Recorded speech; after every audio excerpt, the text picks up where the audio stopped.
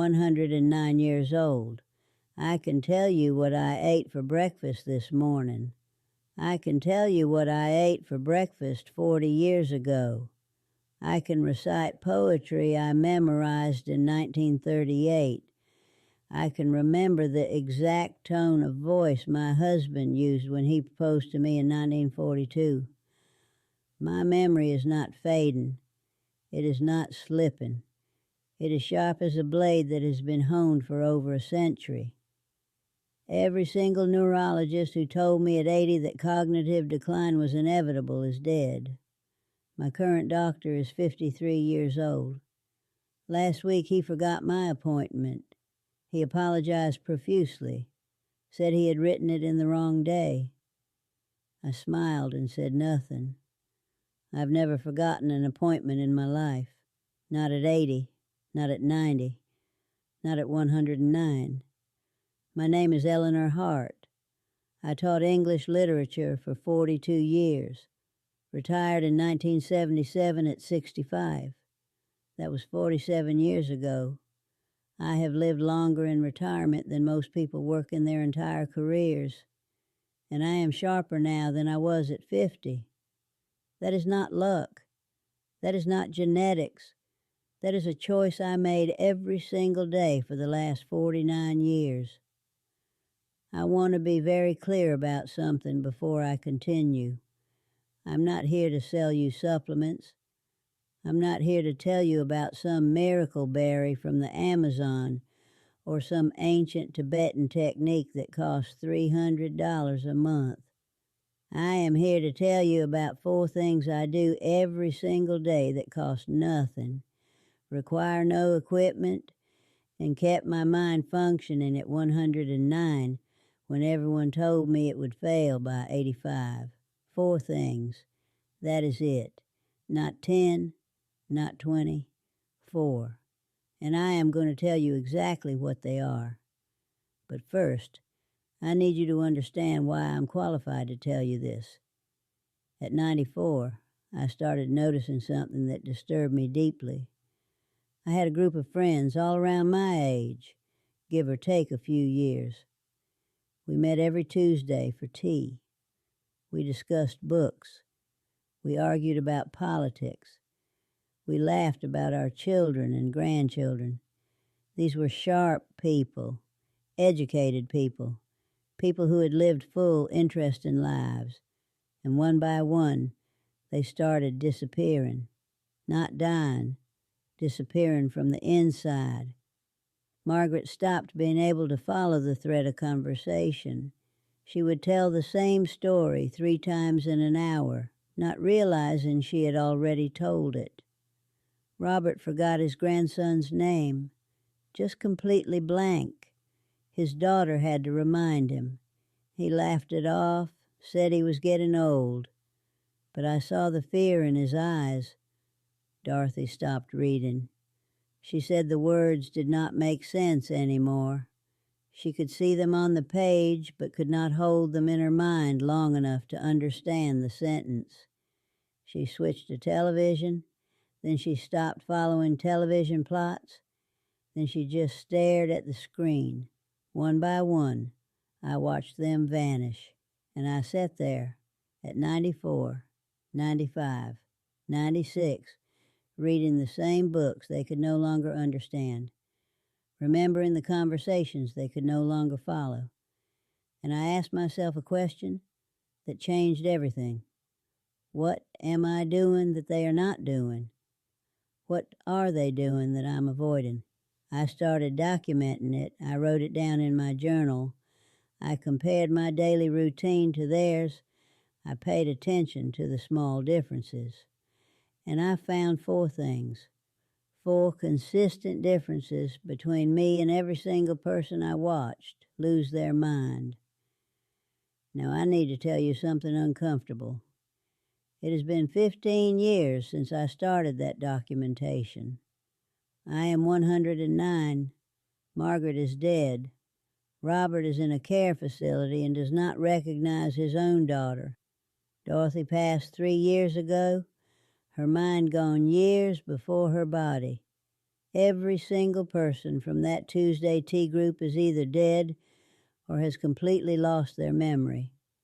And I am still here, writing in my journal every morning, reading 3 books a month, remembering their names, remembering their faces, remembering the exact words they said the last time I saw them when they were still themselves.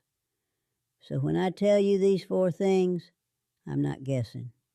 I'm not speculating. I'm telling you what I observed over 15 years watching people my age lose everything while I kept everything. This is not theory. This is survival data. Here's the first thing. I read fiction every single day. Not news, not articles, not self-help books. Fiction, novels, short stories, poetry, things that require me to hold multiple characters, multiple plot threads, multiple timelines in my mind simultaneously, things that require imagination. My friends switched to news. They said fiction was a waste of time. They wanted to stay informed. They wanted to know what was happening in the world. So they read newspapers. They watch news channels. They read articles online. And their minds became narrow. They could recite headlines, but could not follow a story. They could repeat talking points, but could not imagine alternate perspectives. Fiction keeps your mind elastic. It forces you to step into someone else's consciousness, to hold their hopes and fears and memories as if they were your own, to track cause and effect across hundreds of pages, to remember what happened in chapter 3 when you are reading chapter 30. That is cognitive exercise. That is what keeps the machinery working. I've read over 2,000 books since I turned 65. That is more than 40 books a year for 47 years. And every single one of them required me to build a world in my mind, populate it with people, and track their lives across time. My brain does not get to atrophy. It does not get to coast. It works every single day. Here is the second thing. I write by hand every single morning. Not typing, not texting, writing. With a pen in my journal. At least 1 full page. Sometimes 3 or 4. I have filled 173 journals since I retired. That is almost 4 journals a year for 47 years. Writing by hand uses different parts of your brain than typing. It requires fine motor control. It requires you to hold thoughts in your mind while your hand slowly catches up. It forces you to think before you write because you cannot delete as easily. And most importantly, it connects the physical act of moving your hand with the mental act of forming thoughts. My friends stopped writing when email came along. They typed. Then they texted. Short messages, abbreviations, emojis.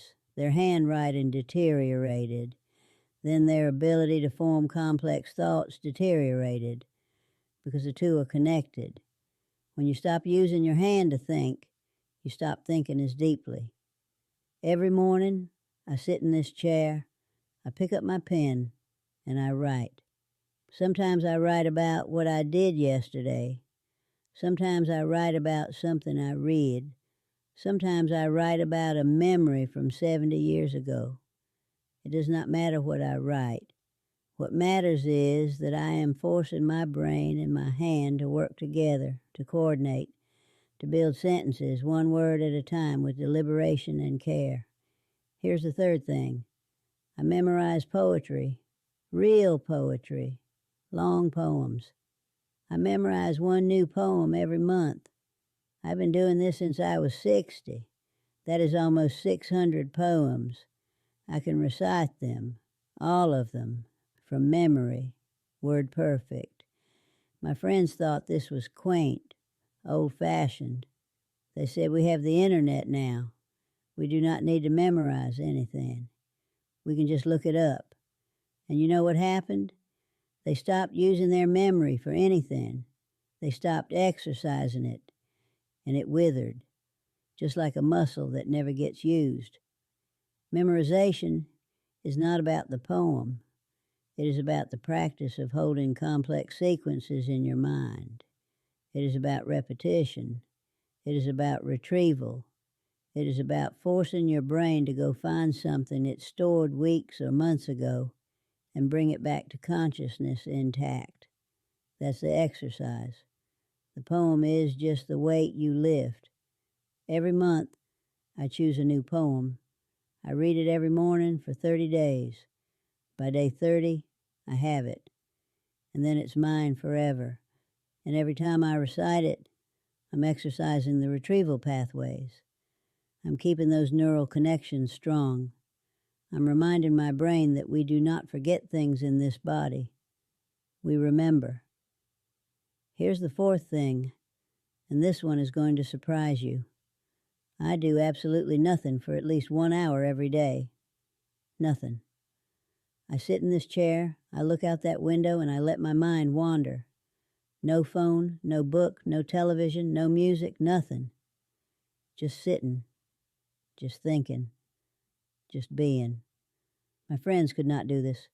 They filled every second.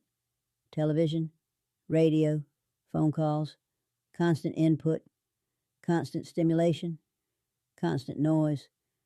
They were terrified of silence, terrified of being alone with their own thoughts. And you know what happens when you never give your brain silence? It stops being able to think on its own. It becomes dependent on external stimulation. It loses the ability to generate its own thoughts. That hour of nothing is when I process, when I digest, when I connect things I read with things I experienced, when I solve problems I did not even know I was working on, when I remember, when I imagine, when I exist inside my own mind without interference. Boredom is not the enemy. Boredom is the space where your brain does its deepest work. All those people afraid of boredom, filling every moment with distraction, they're starving their brains of the one thing it needs most, time to think. So there they are. 4 things. Read fiction, write by hand, memorize poetry, sit in silence. That is it. That is what kept me sharp at 109 while everyone else faded. Now, I need to tell you something important. You might be thinking, well, Eleanor, you have been doing these things for 49 years. It is too late for me. I have already missed decades. 40, listen 50, to me very carefully. 60. It is not too late. I started these habits at 60. 60. Most people think 60 is when you start winding down. I treated 60 as when I started building up, and it gave me 49 years of clarity, 49 years of sharp memory, 49 years of being fully present in my own life. If you start today at 30, you have potentially 70 or 80 years of clarity ahead of you. At 40, 60, or 70 years. At 50, 50, or 60 years. Even at 70, you could have 30 or 40 years. That is not too late. That is a gift. But you have to start. You have to make the choice. Because this does not happen by accident. Cognitive health does not happen by default. It happens because you decide every single day to do the things that keep your mind working. I am 109 years old. I remember everything. I read everything. I write everything down. I recite poetry to myself while I make my tea. I sit in silence and watch the light change through that window. And I am sharper than my doctor, who is 56 years younger than me. That is not luck. That is not genetics. That is discipline. That is choice. That is 49 years of doing 4 simple things every single day without fail. You can start today. Read a novel. Write a page. Memorize a poem. Sit in silence. 4 things. That is all. But do them every day. Not when you feel like it. Not when you have time. Every day. Make them non-negotiable. Make them as essential as eating or sleeping. Because I promise you, there will come a day when you are 90 or 100 or 109, and you will either be sharp or you will be gone. And the difference between those two futures is being decided right now, today, by what you choose to do with your mind. Do not wait until 90 to start worrying about your memory. By 90, you're just managing damage. Start now. Build the habits now. Give yourself the gift of decades of clarity. Because I can tell you from 109 years of living, there is nothing more valuable than being fully present in your own life until the very end. I am still here, fully here, and you can be too, but you have to start today.